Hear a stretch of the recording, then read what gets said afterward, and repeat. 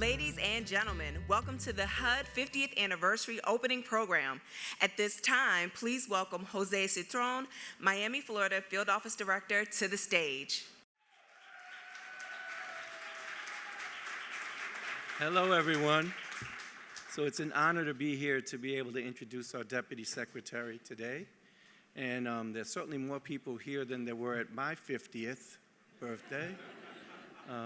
But it is a great time to look back and take pride in our achievements over the last 50 years, and also to look forward to make sure we're around for 50 more and able to impact people's lives for 50 more years. So as I said, it's a pleasure to introduce Nani. She's involved in many things, obviously, as the Deputy Secretary, but one of them that I take interest in is the deep dive. I was part of a group that came in about 20 years ago to do HUD 2020 reforms, and we're almost at 2020, so the report card is mixed, but some great things happened. You may not know it, but REACT, for example, didn't exist when we started. We created REACT out of those 2020 reforms. Enforcement Center, same thing, created out of those 2020 reforms. So we're looking forward to see what Nani comes up with for the deep dive. I urge you all to participate. She is running an inclusive process. She has done VTC. She's very active in Yammer. And those of you who don't communicate on Yammer, you're missing something, because it's a way to be able to influence decisions that are going to be made that affect our future, that affect the people we serve and the manner in which we serve them, which is really the reason why we're here. We always want to remember why we're here. And the why is serving others. That's what brought us to this department. That's what will keep us in this department. And we want to be ready and able to face the next 50 years of serving others. So with that, I will introduce to you a compassionate, smart, passionate spokesperson for this department who we all need to help support by providing local information to her, to match the data that she has put together, and have some real knowledge upon which we base decisions about how we go forward in the future, all right? So please welcome Deputy Secretary Nani Colleretti.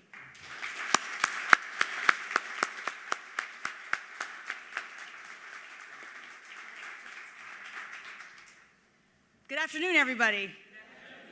Thank you so much, Jose, for the kind introduction. He's serious. He actually is active on Yammer. So if you are not on it and you want to see what Jose wrote, just go on there, check it out. He's active. He makes good contributions. So anyway, throughout this year, as you know, we've been highlighting HUD's many accomplishments and sharing the story of how important our agency has been and continues to be for Americans of all walks of life. And we're here today to mark and celebrate HUD's 50th. So happy birthday to HUD. I just want to give HUD a round of applause. So for 50 years, our agency has fulfilled the vision of President Lyndon Johnson, who pledged to open the doors of opportunity for the American people. And we've invested in housing opportunities in places that are big and small, and urban and rural. We work with partners across the nation to expand that opportunity by investing in education and jobs and public safety. And we've helped turn housing into homes, blocks into neighborhoods, and neighborhoods into communities. And behind all of that work is our incredible team, men and women with a heart for service and a commitment to making our nation stronger and more secure. And so whether you're here at headquarters or out in the field, your dedication forms the heart and soul of our agency, and none of our progress over the past 50 years would have been possible without you. So give yourselves a round of applause.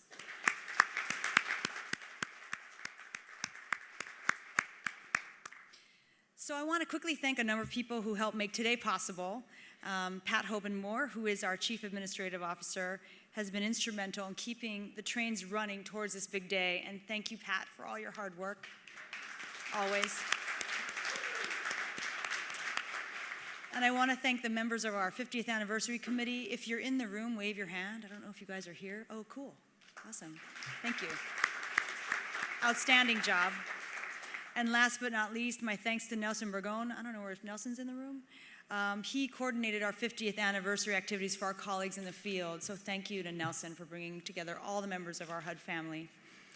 So I know I speak for Secretary Castro when I say it's an incredible privilege and an honor to lead this department at this important time. To honor HUD's proud legacy of advancing opportunity for our nation, we're working each and every day to provide our agency with a strong foundation for the next 50 years and beyond. And it's something I care a lot about, but I actually care a lot about learning from you as well. So I really am honored to be here. And you can see the results of our work by looking at everything that we've achieved even just over the past year. Through efforts like the Rental Assistance Demonstration, or RAD, we've continued to invest in improving our nation's public housing while also expanding affordable housing.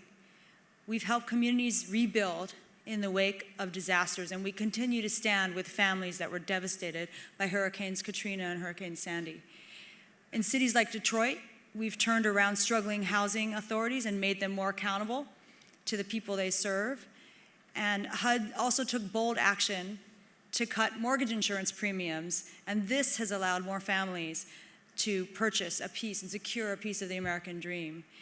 So, in fact, purchases of new homes have risen to their highest level since the beginning of the Obama administration, and it's boosting our nation's entire economy. So another thing we've done that is major, just in the last year, and really in the last couple of months, is we unveiled a landmark rule that will fulfill the promise of the Fair Housing Act and help ensure that every child, no matter what neighborhood they're born in, can go as far as their dreams and determination will take them. So we've also continued the charge to end homelessness, especially among veterans, but also working on chronic homelessness and family homelessness. And we're working to help thousands of our military heroes get off the streets, out of shelters, and into secure housing. And we've introduced a new initiative that will connect as many as 200,000 children in public housing to life-changing opportunities that are available through high-speed internet. So none of this work would have been possible without your commitment, without the insight and the imagination that you bring every day to your public service, day in and day out. So in recognition of HUD's 50th anniversary, President Obama wrote, "For the last half century, committed public servants at HUD have worked to provide Americans with essential and often life-saving services, always seeking to carry our economy and society toward a better day." So that's the power of your work and your service. Thank you for all that you do. On behalf of our fellow citizens, on our communities and our nation, I also thank you. I'm honored to serve alongside of you, and I look forward to the journey ahead as we continue to open the doors of opportunity to more Americans. So thank you so much, and I hope you enjoy the rest of the program today.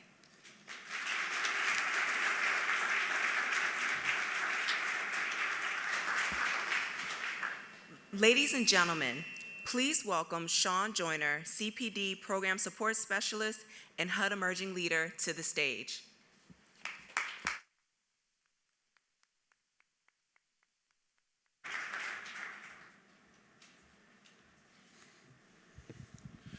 Well, good afternoon, everyone. I am pleased to join you today and read the HUD 50th anniversary message from President Barack Obama. This message is from September 1st, 2015. I am pleased to join in celebrating the 50th anniversary of the Department of Housing and Urban Development, which is known as HUD, and to extend my deepest gratitude to the dedicated professionals at HUD who work to lift up their fellow Americans. On September 9th, 1965, President Lyndon B. Johnson signed a bill that established HUD, paving the way for millions of Americans to live in safe, stable, affordable housing and reach for greater opportunity for Americans to live in safe, stable, affordable housing. And reach for greater opportunity for themselves and for their families. Created in the midst of the fight for civil rights, HUD has helped ensure our nation's founding ideals of life, liberty, and the pursuit of happiness are real for all people. For the last half century, committed public servants at HUD have worked to provide Americans with essential and often life-saving services and sustainable life-saving services, always seeking to carry our economy and society toward a better day. By building inclusive and sustainable communities, HUD leverages the comfort and security that a home provides to help improve lives in every corner of our country. As you reflect on the last 50 years of progress and celebrate the tremendous difference HUD has made for generations of Americans, and particularly for those who have worn our nation's uniform, please know how much I appreciate your services. I wish you the very best for the years to come. Barack Obama.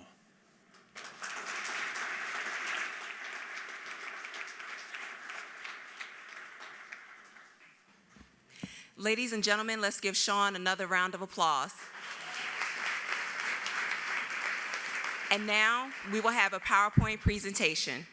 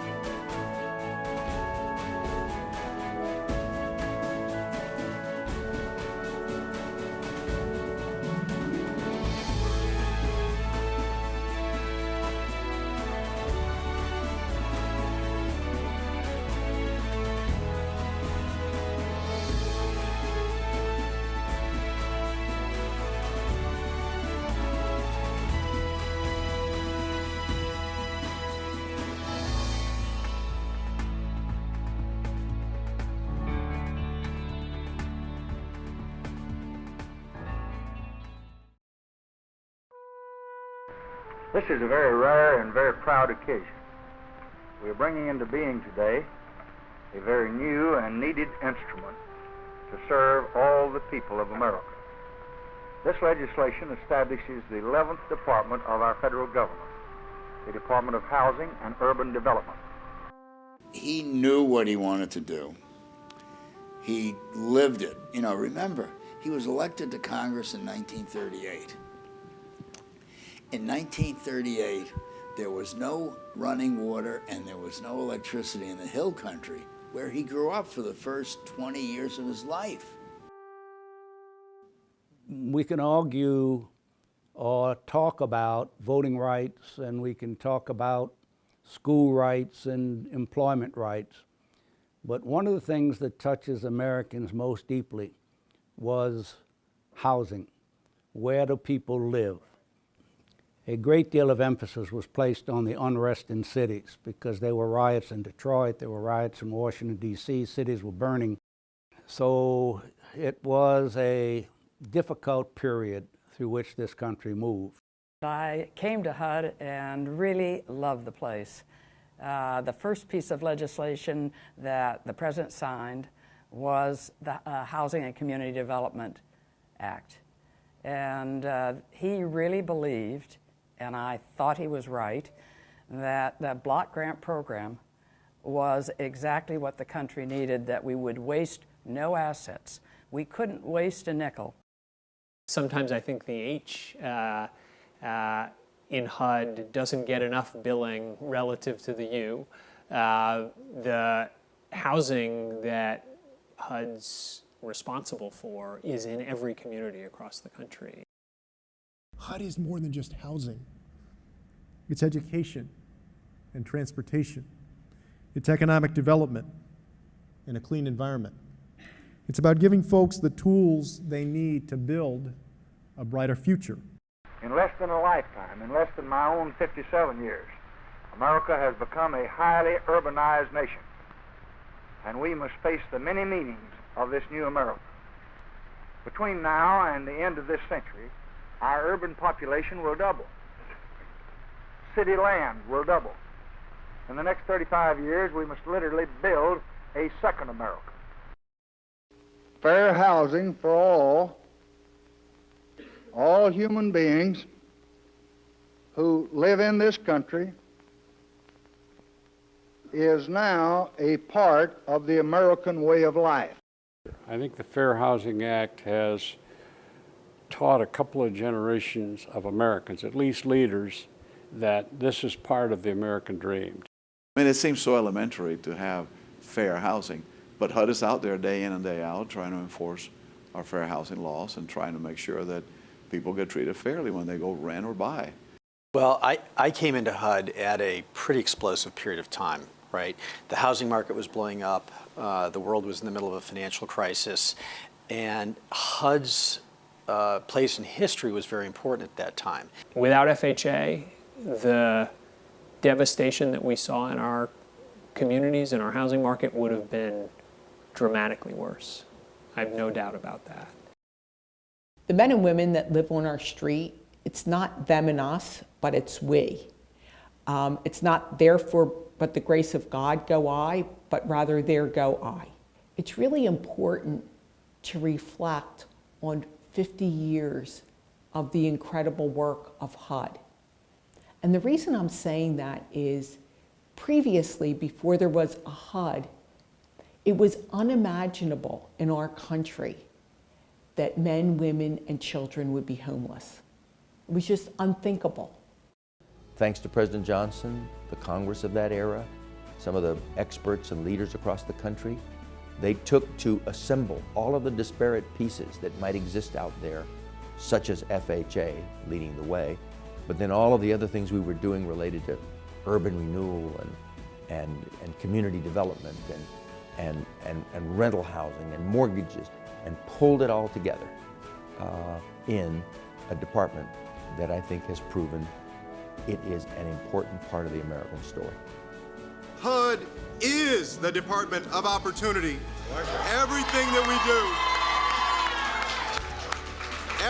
we do, whether it's working with our local communities to revitalize them or helping to ensure that responsible borrowers can get their first home, or helping after a disaster has struck, we ensure that Americans can reach their American dream. I'm Bob Wilson, the Interim Dean of the LBJ School of Public Affairs here at UT. It is my pleasure to welcome you to this very special occasion, the commemoration of the 50th anniversary of President Johnson's creation of the U.S. Department of Housing and Urban Development. We are particularly privileged that Secretary Julian Castro is sharing this important moment with us here at the LBJ School and the LBJ Presidential Library. This is going to be an exciting event, and I think some of you out there are probably young enough to know how to tweet. If you tweet during the event, please add hashtag LBJ HUD50. LBJ HUD, HUD 50. But in addition to recognizing President Johnson's role in the creation of HUD, it's important to remember that as a congressman, President Lyndon Johnson was very involved in the Housing Act of the 1930s. As a result of this Housing Act, the Austin Housing Authority was given public funds to build the first public housing in the United States. In 1939, we have residents moving into Santa Rita Courts, the Rosewood Courts, and a year later into Chalmers Court in East Austin, and these facilities are still being used today. As articulated in the video, the policy responses to urban challenges must incorporate a multitude of perspectives. And as here at UT, the way we describe this is we must adopt interdisciplinary approaches. For example, President Johnson understood that the war on poverty had to be comprehensive, involving initiatives in housing, education, including early childhood education, job training, health services, community development, and urban redevelopment. The challenges of urban America are still with us. In this morning's session of the Reimagining Cities, we had a very good discussion about affordable housing strategies, sustainable neighborhoods, access to good jobs and to schools, looking both here in Austin, our particular challenges, but we were thankful also that we had a group from the purpose-built communities explain about experiences in other cities. And we all wish to applaud Mayor Steve Adler for being a leader in this effort. But new urban challenges have emerged since President Johnson's period. One of the primary ones that we face today is resilience of our cities to natural disasters. We've recently reflected on the rebuilding of New Orleans after Hurricane Katrina, and we all remember the devastating earthquake in San Francisco in 1989. We are pleased to be presenting now the president of University of Texas, Greg Fimvis, who is very much involved in this as a civil engineer. While at the University of California in Berkeley, he led a project to improve the seismic safety of utility and transportation systems and other urban infrastructures, and these are important in the development of the urban resilience.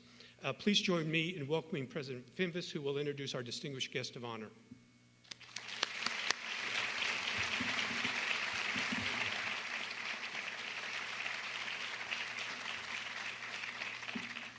Well, thank you, Dean Wilson, and good afternoon. On behalf of the University of Texas, I'm very pleased to help open this important event. As you know, we are gathered here to commemorate the establishment of the United States Department of Housing and Urban Development by President Lyndon B. Johnson on September 9th, 1965. As we mark this 50th anniversary of many of LBJ's landmark initiatives in the Great Society, we are honored that Secretary Julian Castro has chosen the LBJ School of Public Policy and our sister institution here at UT Austin, the LBJ Presidential Library, for this truly memorial event. We remember the Secretary's commencement speech to the LBJ School 2 years ago, and we are thrilled that you asked to come back to the University of Texas to mark this important anniversary. As you heard in the film, HUD was an important element of President Johnson's organization and reorganization of the federal government to meet urgent national priorities.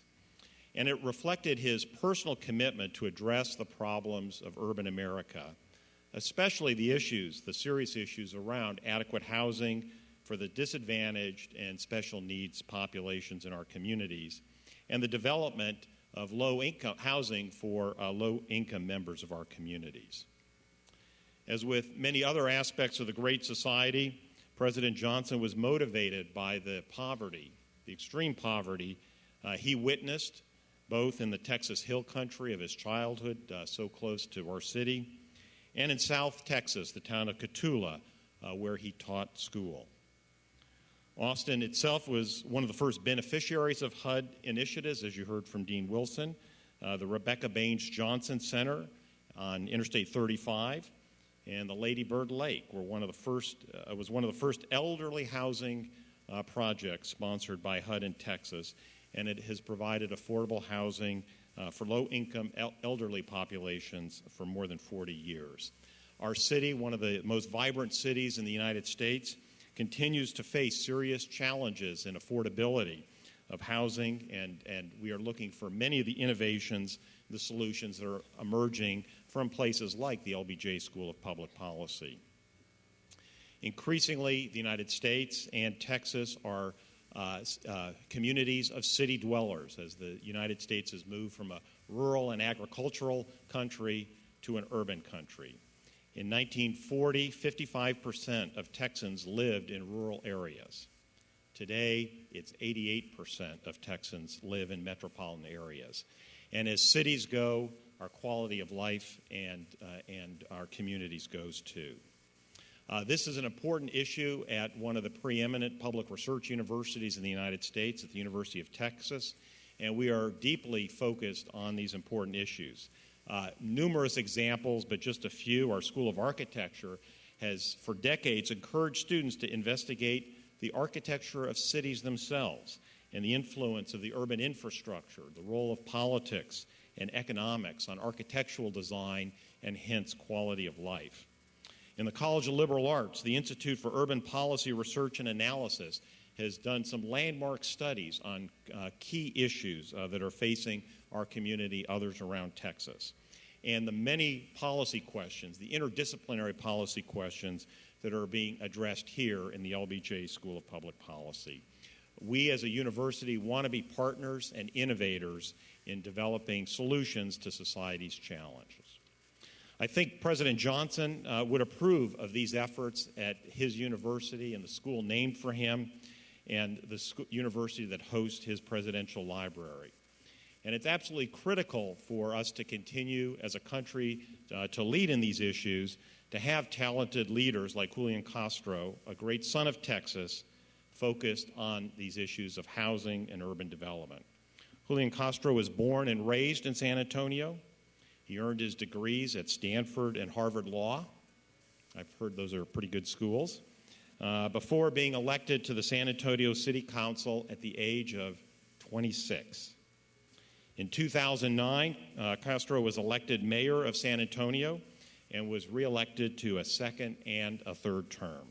And as mayor, the mayor became nationally known as a leader in urban development in that great city just 90 minutes from us. On July 28th of last year, President Barack Obama appointed him to lead HUD, where he oversees 8,000 employees and a budget of $46 billion. Now it is my honor to introduce the 16th Secretary of the U.S. Department of Housing and Urban Development, a truly great Texan, the Honorable Julian Castro.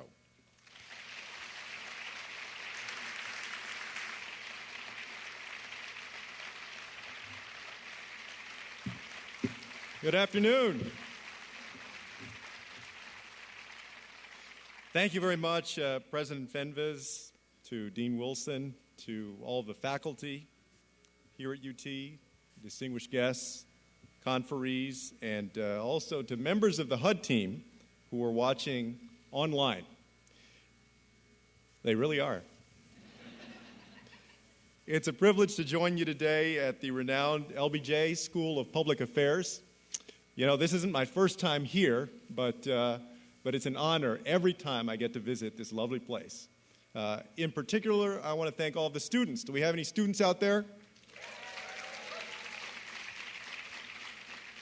You know, I'd hoped to celebrate UT's first football victory of the season, but things didn't quite work out on Saturday. As many of you know, Pope Francis is planning to visit the White House later this month. So don't worry, folks.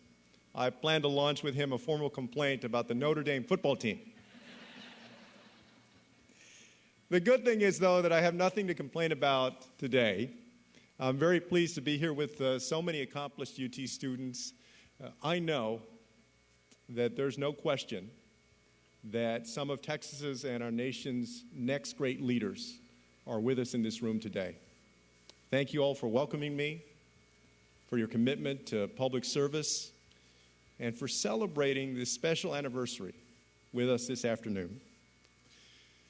On the night of August 11th, 1965, 1 month before President Lyndon Baines Johnson stepped into the Rose Garden to sign Public Law 89-174 that established the United States Department of Housing and Urban Development, 21-year-old Marquette Frye was pulled over by a police officer and was arrested for drunk driving.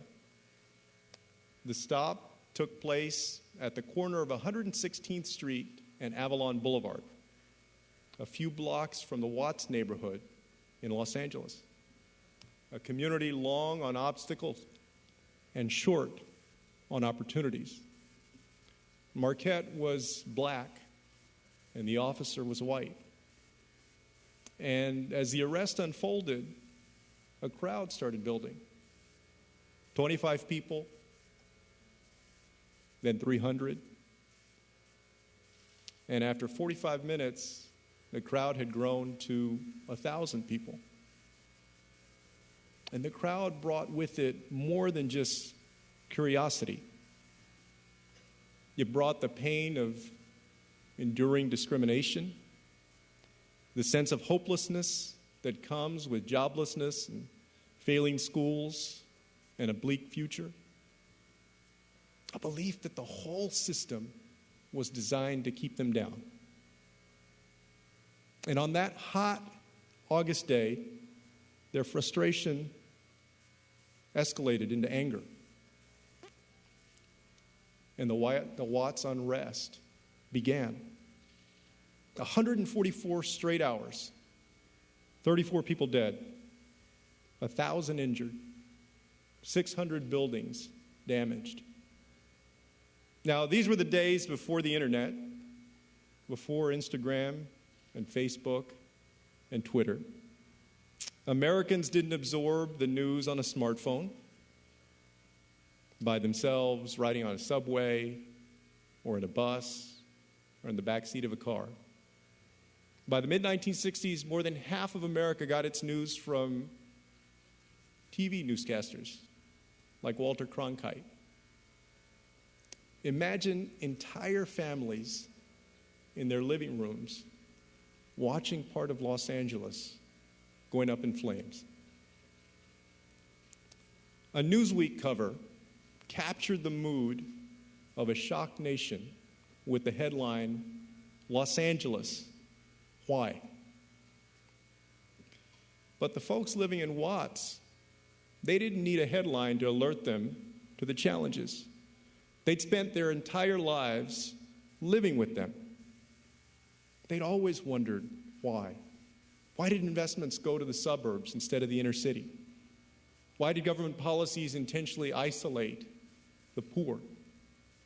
Why weren't doors of opportunity open to all Americans, regardless of the color of their skin? Watts revealed a sad truth about the United States in 1965.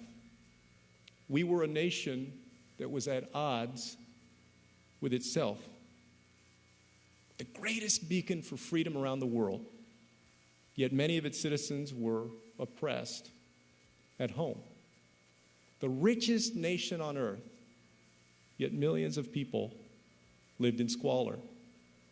And cities that soared in the post-World War II economy now suffered from growing poverty, aging infrastructure, and a middle class that had left behind the most vulnerable. From all of this, it was clear that the American city needed to be at the top of the national agenda. It needed a champion, a voice in government. So 50 years ago, today, President Johnson signed the bill that created HUD, the 11th cabinet agency. Now, although the idea was a decade in the making, HUD came to life out of President Johnson's vision for a great society, his declaration of a war on poverty, and his strong belief in government's power to right wrongs and to help expand opportunity for all Americans. What the hell is the presidency for, if not to fight for the causes you believe in, he once told his aides. And he did fight, and he won. Head Start, Medicare, Medicaid, student aid, Job Corps, VISTA, civil rights, voting rights. Johnson chalked up all of those victories and more for the American people. He even sought to solve problems that weren't quite as obvious. One day, for example, while trying to reach his aide, Joseph Califano, Johnson learned that Califano was at the hospital with his 2-year-old son who had swallowed a bottle of aspirin. The president was outraged when he learned about this, and he said that, quote, "These bottles ought to be made so that kids can't open them." And soon the Child Safety Act of 1966 was law, which is why all of us now find it a little bit tougher to open our Tylenol bottles. President Johnson viewed government as an institution, an instrument of good. And that's a belief that's made a difference in cities and towns across the nation. The poverty rate is 40% lower today than in the 1960s. And generations of Americans have benefited from his efforts in the classroom, in the workplace, with their health care, and beyond. And without question, the creation of HUD deserves a place among the great society's most important accomplishments. But if President Johnson were here today, I think he'd look at the greatest democracy the world has ever produced and say, "Mr. Secretary, we've made progress, but we're nowhere close to being done." Then he'd probably throw in a few cuss words too, just for effect.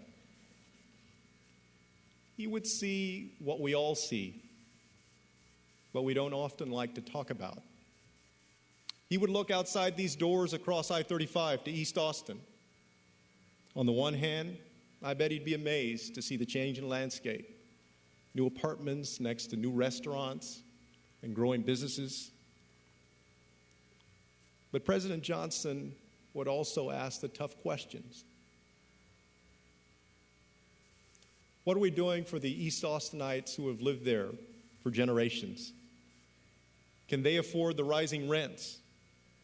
Will they be there to experience the rebirth and revitalization of their own neighborhood?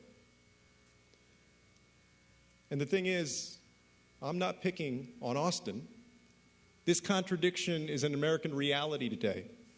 On the one hand, we're living in a century of cities, a time when people around the world and here in the United States are falling in love with cities again.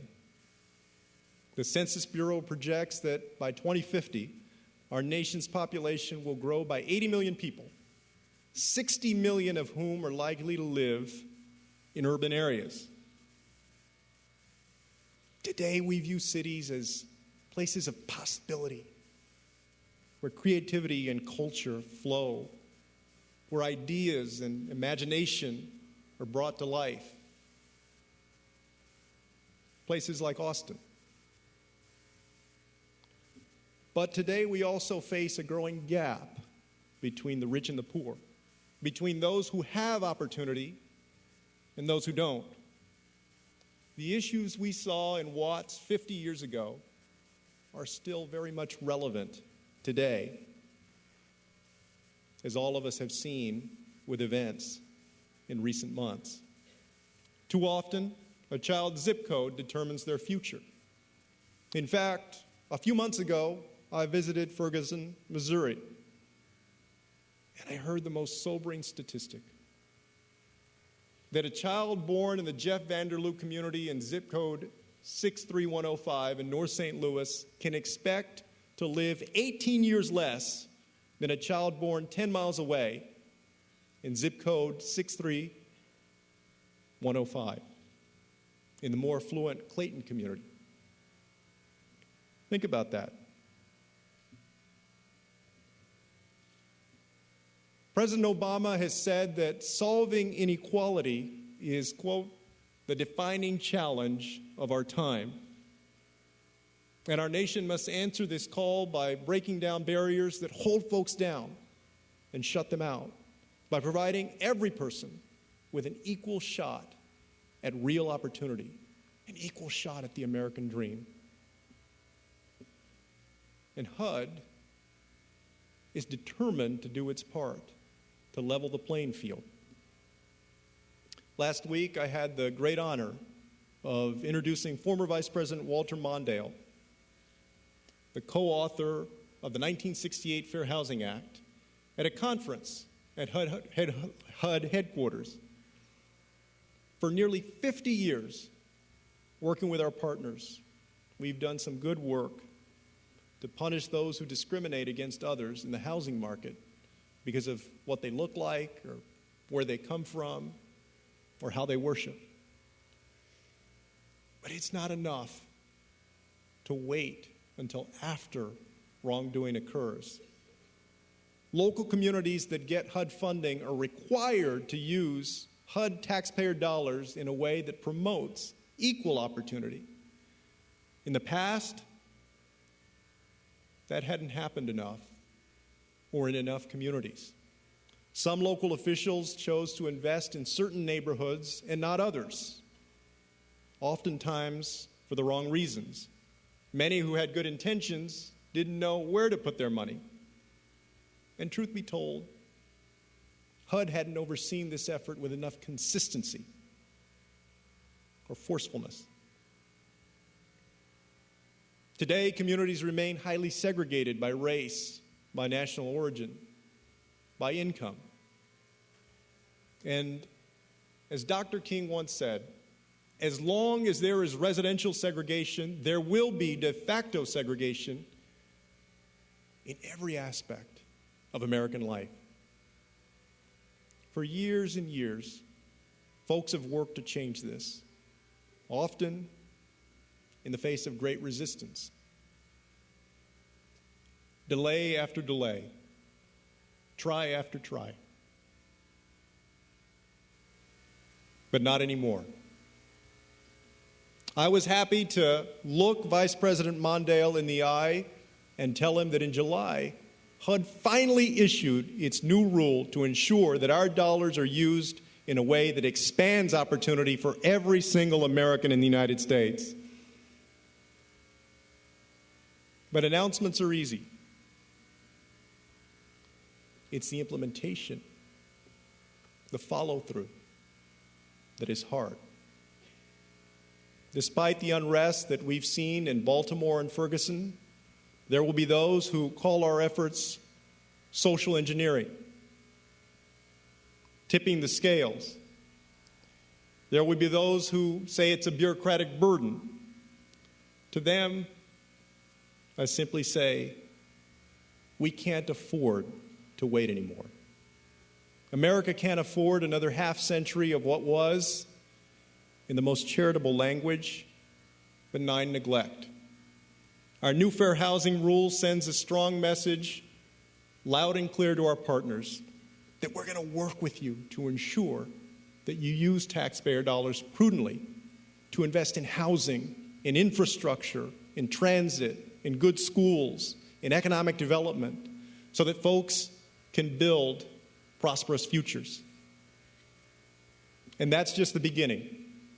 Our opportunity agenda is guided by 3 principles designed to ensure that the disinvestment and disappointment that's marked too much of our nation's past comes to an end, once and for all.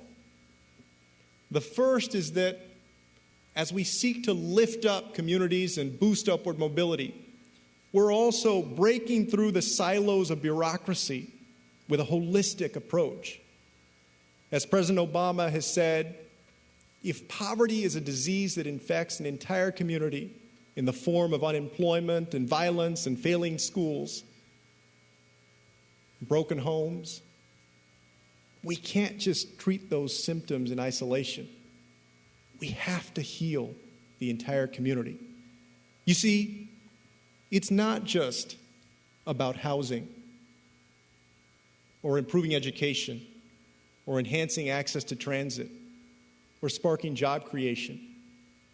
We have to do all of those things. We have to accomplish each and every one of those in order to truly improve the economic prospects and quality of life in our nation's most distressed communities.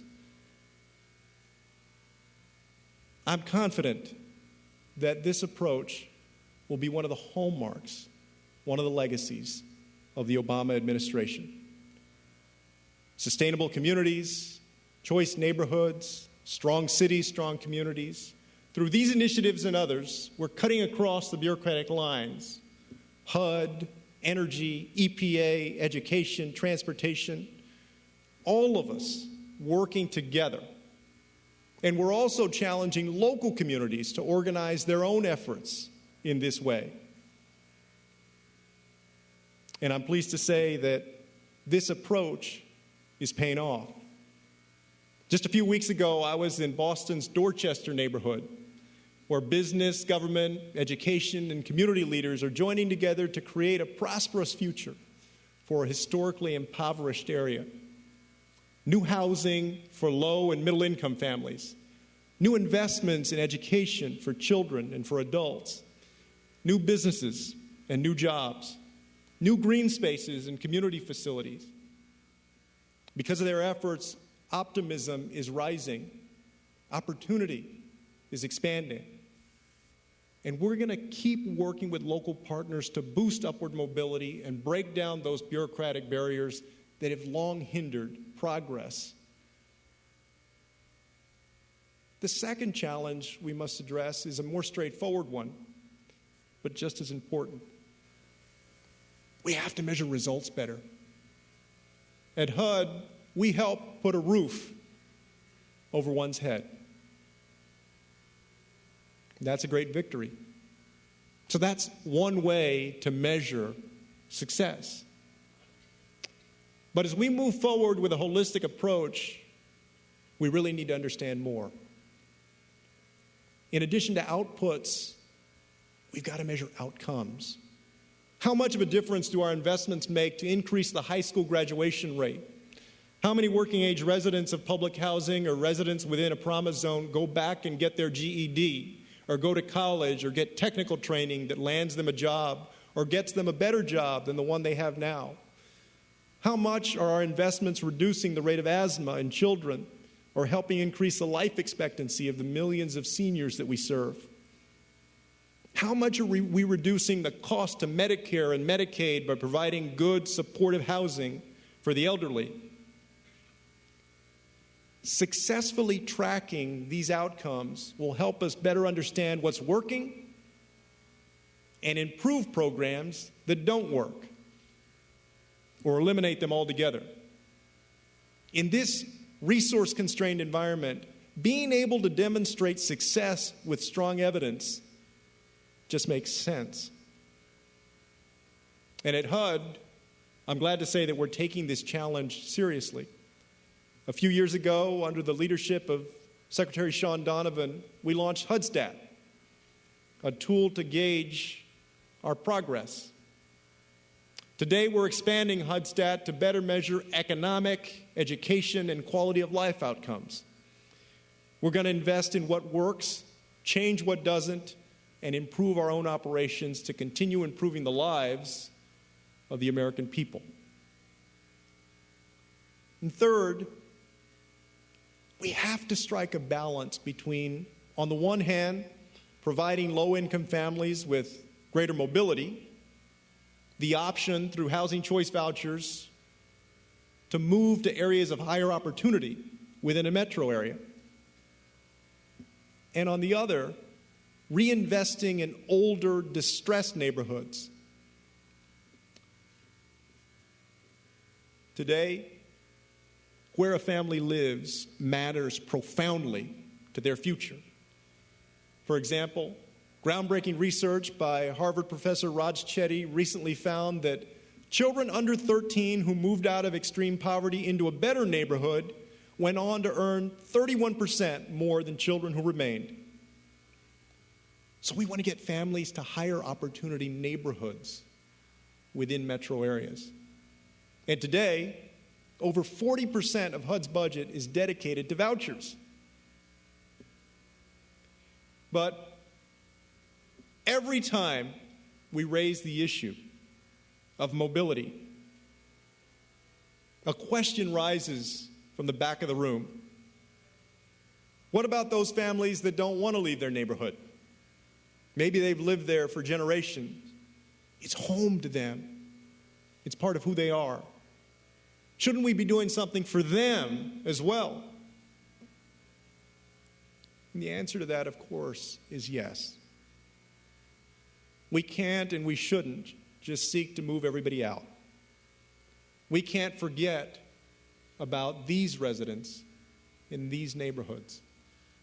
Through community development block grants, home funds, and our place-based efforts, HUD is investing over $4 billion this year to lift up distressed neighborhoods throughout the United States.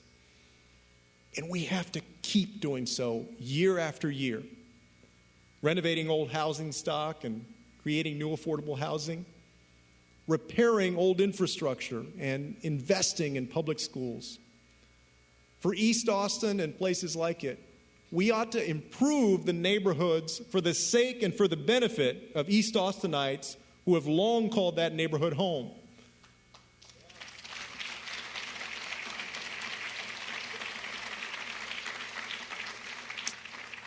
We can do that in East Austin and similar communities, and we can make them inviting to newcomers as well. 6 months before the bill giving life to HUD, President Johnson addressed a joint session of Congress just days after the Bloody Sunday March in Selma. That night, he challenged lawmakers to pass what would become the Voting Rights Act of 1965. In his remarks, he spoke about his own life. He recalled that his first job was as a young teacher in the small Texas town of Cotulla. His students were Mexican American, and they were poor. He said that every day he could see in their eyes the pain of the discrimination they faced, and that he asked himself what else he could possibly do to help them out. I never thought then, in 1928, that I would be standing here in 1965, President Johnson told the American people that night. It never even occurred to me in my fondest dreams that I might have the chance to help the sons and daughters of those students and to help people like them all over this country, he said. The thing is, as we stand here in 2015, you don't have to be a president to make a difference. We all have that chance. Every day at HUD, more than 8,000 Americans go to work, and they make a difference. Because of their work and the work of many others, their mothers and their children, veterans and seniors, poor and middle class, who have a place to call home tonight. There are young couples who will buy their first home tomorrow morning, and cities, big and small, that will grow stronger because we're investing in them. I'm proud to say that we are the legacy of Lyndon. And you are too. Each and every one of you are difference makers. As public servants, as educators, as activists, as business owners, as journalists, as young men and young women who care about seeing to it that others coming behind you are as blessed with opportunity as you have been. No matter where they live, how much money they have, or the color of their skin.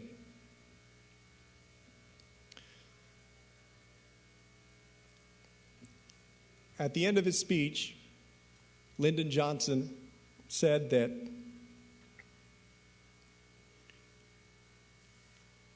He was proud to have that chance to make a difference.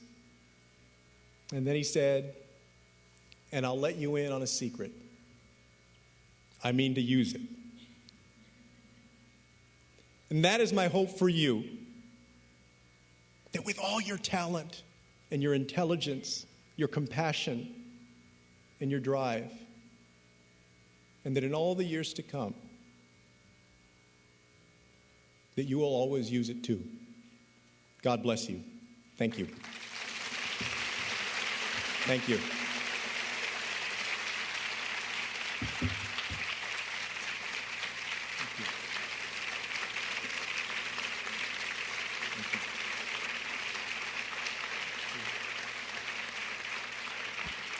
Ladies and gentlemen, please welcome Chief Administrative Officer Pat Hobenmore to the stage.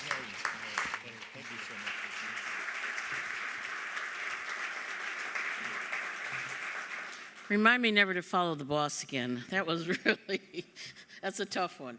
Ladies and gentlemen, I think if we are all set, we are a mighty group here in headquarters, but we have a mighty group of talented, energized, dedicated co-workers out in the field.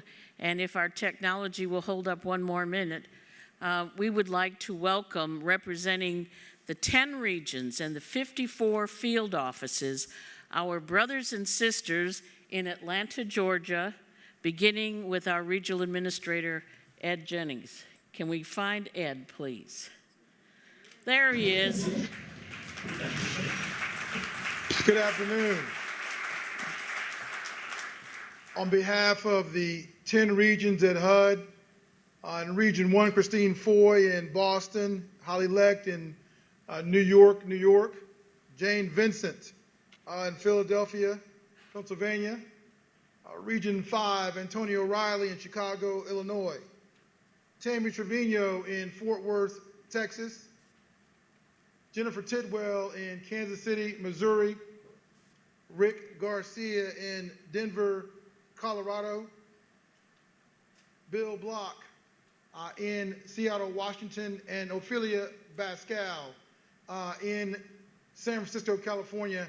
I am Ed Jennings, representing Atlanta, Georgia, and that's some 5,000 people working in the field.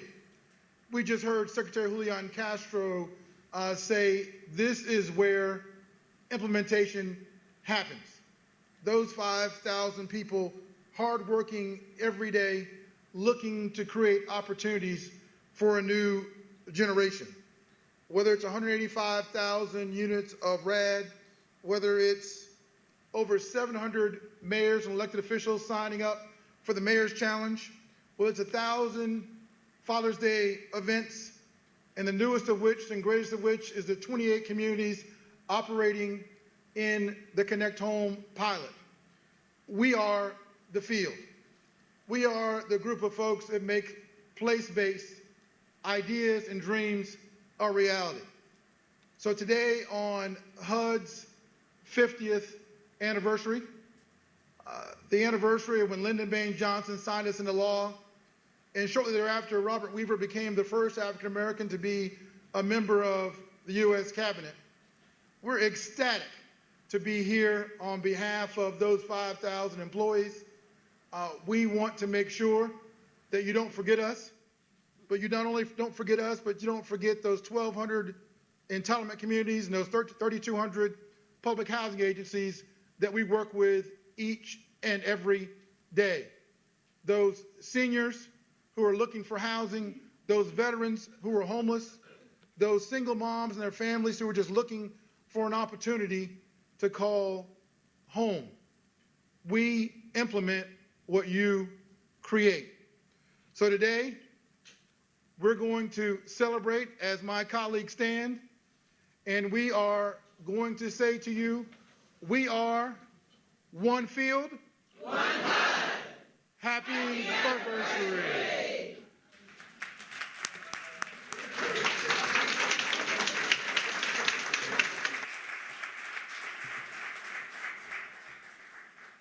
Thank you, Brother Ed.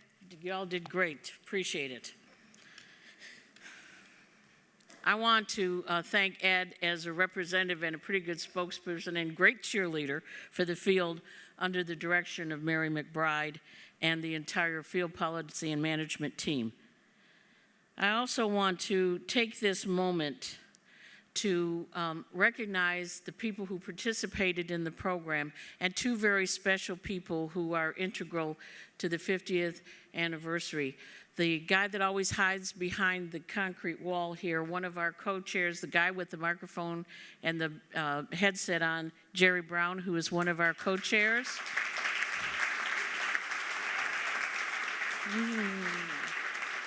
Too bad, Jerry. And then our other co-chair, one of the extraordinary success stories of HUD, people who have made the difference since the day he walked in here, one of the first African-American attorneys that HUD ever hired, and someone that I revere, respect, and admire, our co-chair, Elton Lester. Elton, please stand.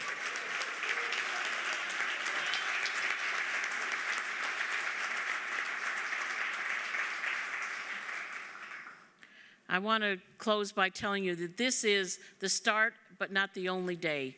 In the next couple months, we are going to have more celebrations to tell the great story of who we are.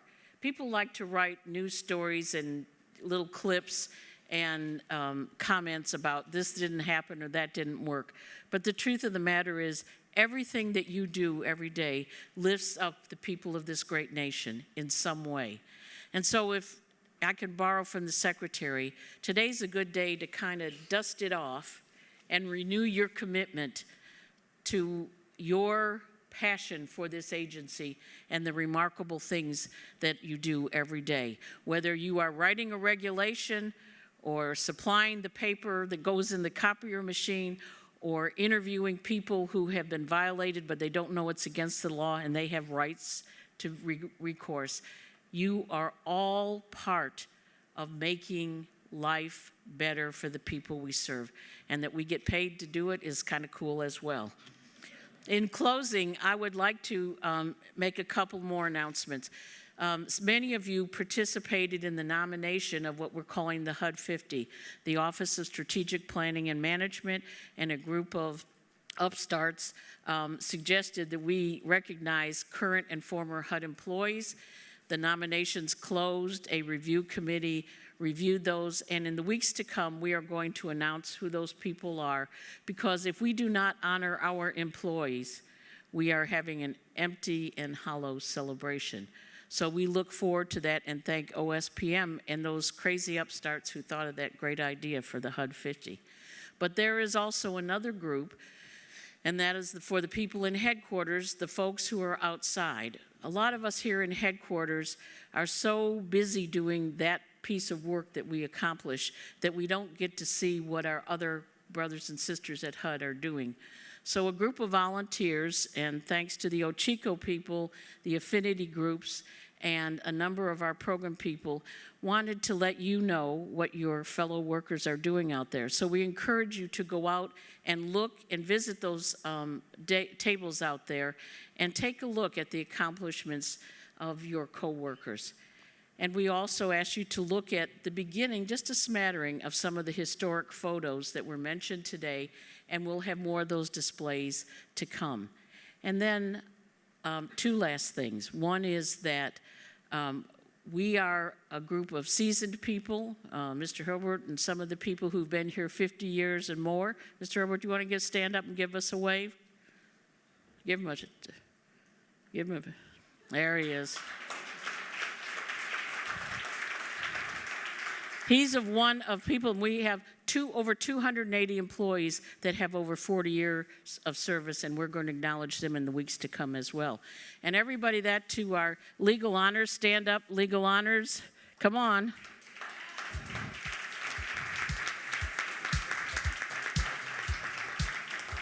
I turned around and told them, when the secretary went on the city council at 26, I said, you guys must feel like a bunch of slackers so far. So. And our last but not least, we had a wonderful visual presentation that we're going to show again. And our HUD employees are also artistic and creative people. They are getting ready to do an art exhibition of their own work in the field and here in headquarters. And one of those people, Vicki Miner, is the very artistic person. Vicki, are you here? Miss Vicki, stand up.